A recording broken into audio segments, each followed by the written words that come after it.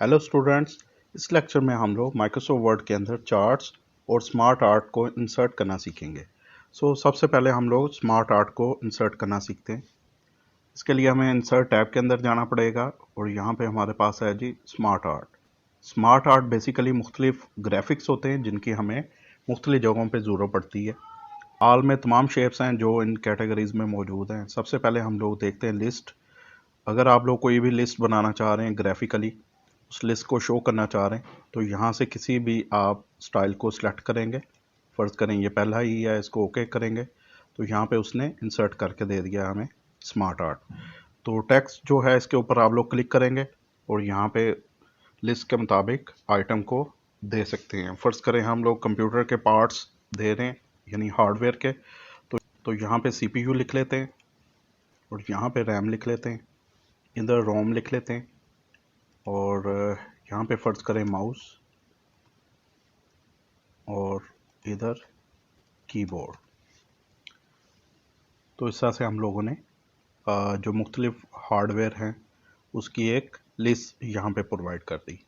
मज़ीद अगर आप लोग यहाँ पे आइटम लिस्ट देना चाह रहे हैं तो उसके लिए ऐड शेप में जाएंगे और आफ्टर या बिफोर के ऊपर हम लोग क्लिक कर सकते हैं। तो आफ्टर के ऊपर ऐड शेप आफ्टर, तो यहाँ पे उसने एक और आइटम लिस्ट दे दी है। तो इस तरह से हम लोग मुख्तलिफ जो आइटम्स हैं उनको इंसर्ट करवा सकते हैं।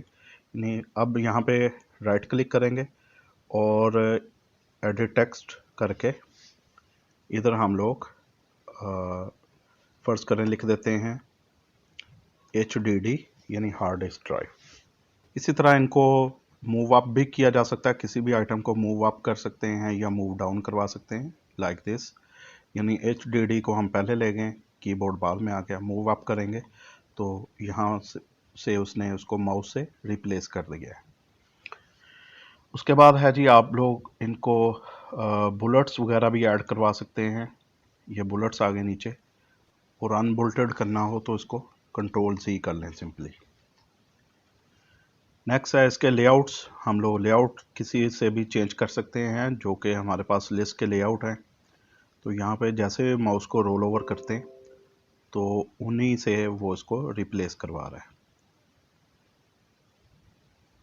फ़र्ज़ करें इसके ऊपर हम लोग क्लिक कर लेते हैं तो ये खूबसूरत लेआउट लिस्ट के लिए मौजूद है।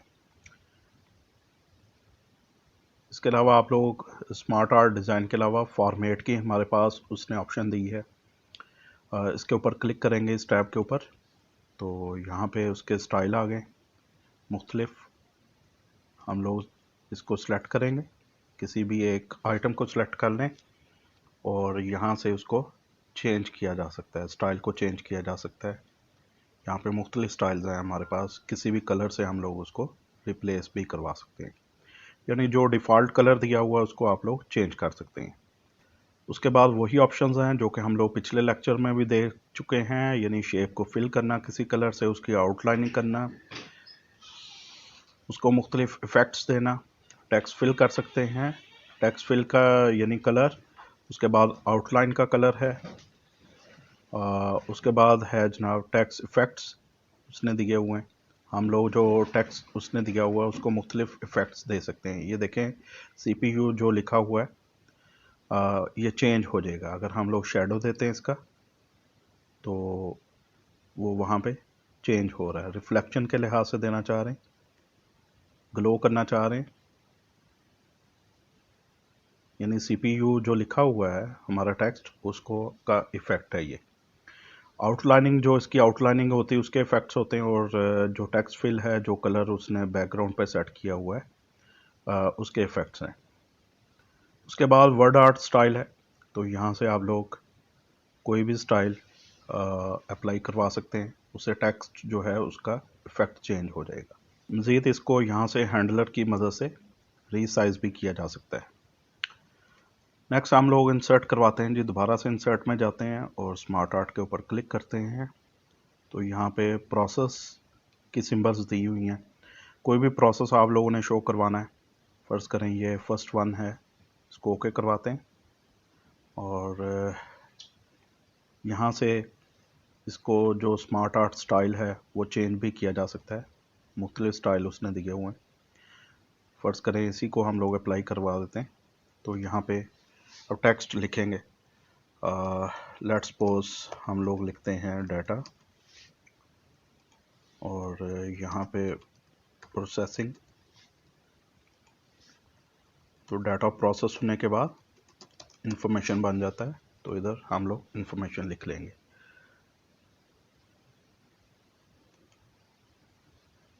इसी तरह यहाँ से मुख्तलिफ हमारे पास उसने प्रोसेसिंग की शेप्स दी हुई हैं जिनसे हम लोग इसको रिप्लेस भी करवा सकते हैं।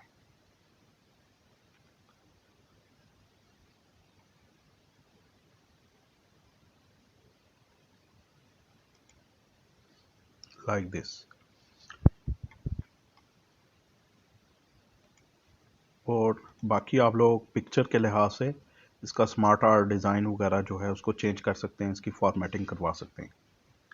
और मज़ीद अगर इसमें एलिमेंट अगर आप लोग ऐड करना चाह रहे हैं तो ऐड शेप में जाके उसको ऐड करवाया जा सकता है।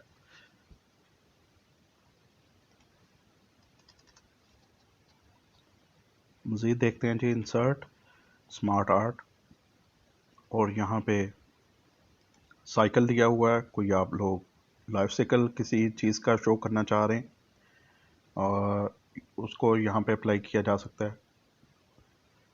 हायरार्की दी हुई है। हायरार्की के अंदर आप लोग कोई भी ऑर्गेनोग्राम बना सकते हैं। यानी कोई एक ऑर्गेनाइजेशन है उसकी हायरार्की शो कर सकते हैं कि ऊपर जो है सबसे जो चीफ है और या डायरेक्टर है, उसके अंडर डिप्टी डायरेक्टर्स हैं, फिर असिस्टेंट डायरेक्टर्स हैं, वगैरह वगैरह इस टाइप की। यहाँ पे हम लोग एग्जांपल के तौर पे सिलेक्ट कर लेते हैं, इसको ओके करेंगे। फर्स्ट करें हम लोग यहाँ पे दे देते हैं चीफ, दिया जा सकता है यहाँ पे, यानी PA2 चीफ। उसके बाद है जी चीफ के अंडर मुख्तलिफ मैनेजर्स वर्क कर रहे हैं, फ़र्ज़ करें तो यहाँ पे हम लोग मैनेजर फाइनेंस लिख लेते हैं, फ़र्ज़ करें, और यहाँ पे मैनेजर HR, और यहाँ पे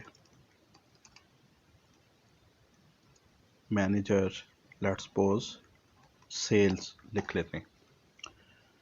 मज़ीद अगर आप लोग ऐड करना चाहें तो हम लोग ऐड शेप करेंगे, और यहाँ पे देखें अब मुख्तलिफ यहाँ पे ऑप्शंस हैं, ऐड शेप आफ्टर, बिफोर और अबव एंड बिलो, या ऐड असिस्टेंट। जैसे अब इनके सबॉर्डिनेट्स हम लोग यहाँ पे ऐड करवा सकते हैं।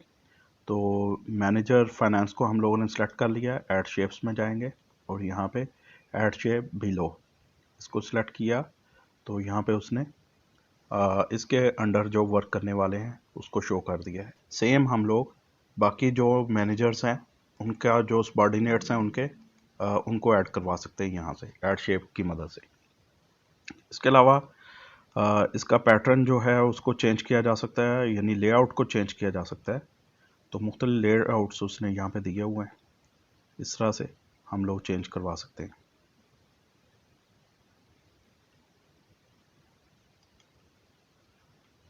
PA2 चीफ जो है इसको वैसे ही हम लोग यहाँ से ख़त्म करवा देते हैं। इसको सिलेक्ट करेंगे सिंपली और डिलीट बटन के ऊपर क्लिक करते हैं, और इसके अलावा इसकी फॉर्मेटिंग की जा सकती है जैसा कि हम लोगों ने पहले भी देखी है। नेक्स्ट है जी चार्ट्स को किस तरह से इंसर्ट करेंगे। तो इंसर्ट में जाके हम लोग चार्ट्स के ऊपर क्लिक करेंगे। यहाँ पे उसने चार्ट्स के मुख्तलिफ कैटेगरीज दी हुई हैं जिसमें रिसेंटली है, टेम्पलेट्स, कॉलम चार्ट्स हैं, line, pie, bar, area, XY scatter, map, stock, surface, radar, tree map है, सनबर्स्ट है, वगैरह वगैरह, हिस्टोग्राम और कोम्बो तक है। तो फ़िलहाल हम लोग कॉलम चार्ट बनाते हैं। आपने इसमें से ये 2D क्लस्टर्ड कॉलम चार्ट है, 3D भी आप लोग सेलेक्ट कर सकते हैं यहाँ से। इसके अलावा लाइन चार्ट है, पाई चार्ट है, बार चार्ट है, एरिया चार्ट। तो यहाँ से जो भी आप लोगों ने चार्ट की टाइप सेलेक्ट करनी है, उसको सेलेक्ट करने के बाद ओके करवा देंगे। जैसे हम लोग ओके करवाएंगे तो यहाँ पे हमें एक डाटा शीट दे रहा है। डाटा शीट को हम लोग अपने डाटा से रिप्लेस करवा देंगे। फ़र्ज़ करें हम लोग रिज़ल्ट को शो करवाना चाह रहे हैं। लेट्स सपोज हम रिज़ल्ट शो करवाना चाह रहे हैं 2019 का,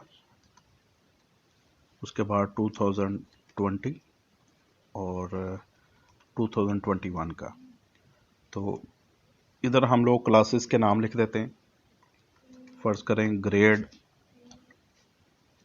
1 का रिज़ल्ट, ग्रेड 2 का रिज़ल्ट, इसी तरह से ग्रेड 3 का रिज़ल्ट। इसको हम लोग इस रो को डिलीट करवा देते हैं।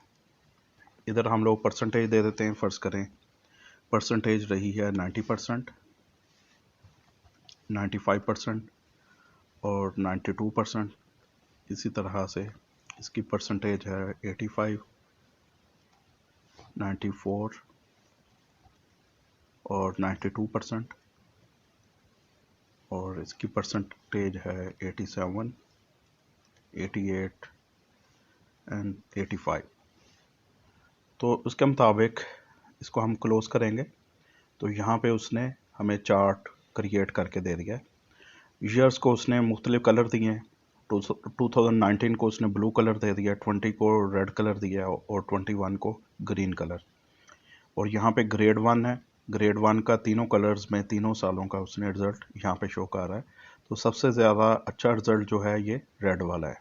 इसी तरह यहाँ पे अगर हम लोग देखेंगे तो ग्रेड 2 का रिज़ल्ट है, ये ग्रेड 3 है। इसमें मेरा ख्याल है कि ये कम लिखा गया डाटा।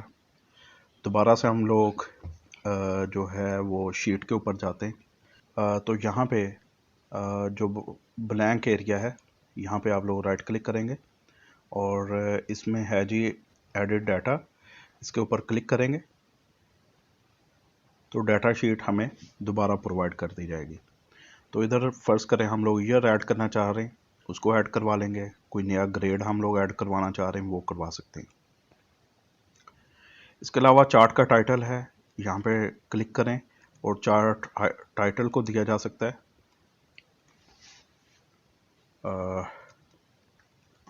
रिज़ल्ट परसेंटेज के नाम से हम लोगों ने इसको चार्ट को टाइटल दे दिया है। उसके बाद है जी चार्ट के डिज़ाइन उसने दिए हुए हैं, ये टैब है पूरी। और इसमें नए एलिमेंट्स वगैरह हम लोग ऐड करवा सकते हैं, यानी एक्सिस वगैरह और एक्सिस टाइटल दिए जा सकते हैं। इसके अलावा ये हमें ग्रिड लाइंस शो कर रहा है और डाटा लेबल्स दिए जा सकते हैं। जो जो डाटा है यानी उसका लेबल यहाँ पे शो हो जाए जितना डाटा है। नन दिया हुआ है, अगर इसको हम लोग सेंटर कर देते हैं तो ये देखिए डाटा भी साथ ही उसने शो कर दिया है। और डाटा टेबल अगर आप लोग साथ शो करवाना चाह रहे हैं तो उसको शो कर देगा। एरर बार्स हैं, इसके अलावा ग्रिड लाइंस हैं, लेजेंड्स हैं। लेजेंड्स ये वाला जो उसने शो किए हुए हैं कलर्स वगैरह, ये लेजेंड्स हैं। और ये बॉटम पे शो कर रहा है। राइट पे इनको करवाना चाह रहे हैं तो इस तरह से राइट पे आ जाएगा, टॉप पे और लेफ़्ट पे। नन कर देंगे तो ये नहीं शो करेगा। तो फिलहाल ये बॉटम पे शो कर रहा है, यानी कलर्स के साथ जो ईयर्स शो हो रही है लेजेंड्स है। उसके बाद है जी चार्ट का स्टाइल्स हैं। तो यहाँ पे मुख्तलिफ हमारे पास टाइप्स हैं, उनसे इसको रिप्लेस किया जा सकता है। नेक्स्ट है फॉर्मेट। फॉर्मेट में जाके हम लोग इनकी फॉर्मेटिंग कर सकते हैं। इसमें मुख्तलिफ चीज़ें हैं हमारे पास। वर्ड आर्ट को दिया गया है, तो यहाँ पे देखिए जो डाटा उसने दिया हुआ है उसको वर्ड आर्ट में शो किया जा सकता है। इसके अलावा शेप स्टाइल्स हैं, तो जितनी हमारे पास शेप्स हैं ये मुख्तलिफ उसने स्टाइल्स दिए हुए हैं, इनसे इसको रिप्लेस किया जा सकता है इस तरह से। इसके अलावा इसके हैंडलर्स हैं, यहाँ से हम लोग इसको रीसाइज करवा सकते हैं। अगर आप लोग इसकी टाइप को चेंज करना चाह रहे हैं, चार्ट डिज़ाइन के अंदर जाएंगे और यहाँ पे है चेंज चार्ट टाइप। तो फ़र्ज़ करें ये हम लोगों ने कॉलम चार्ट दिया था, इसको हम लोग बार से रिप्लेस करवा देते हैं। ये बार चार्ट्स हैं, तो यहाँ पे चलें यही इसी को सिलेक्ट कर लेते हैं, या ये वाला सिलेक्ट कर लेते हैं, इसको ओके करेंगे तो ये बार चार्ट से उसने इसको रिप्लेस कर दिया है। सो थैंक्स फॉर वाचिंग, इंशाल्लाह मिलते हैं नेक्स्ट लेक्चर के अंदर।